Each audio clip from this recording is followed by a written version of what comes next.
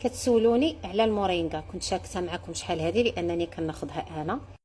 المورينغا كتسمى في افريقيا بالعشبه المعجزه، فيها مجموعه من البروتينات وفيها المعادن والفيتامينات، وفيها كذلك مضادات الاكسده، مزيانه للامساك، مزيانه للالتهاب المعده والاضطرابات الهضميه، كتساعد على توازن البكتيريا النافعه الموجوده في الجهاز الهضمي، كتحسن المزاج والذاكره، لصحه العظام لان فيها الكالسيوم والفوسفور والمغنيسيوم.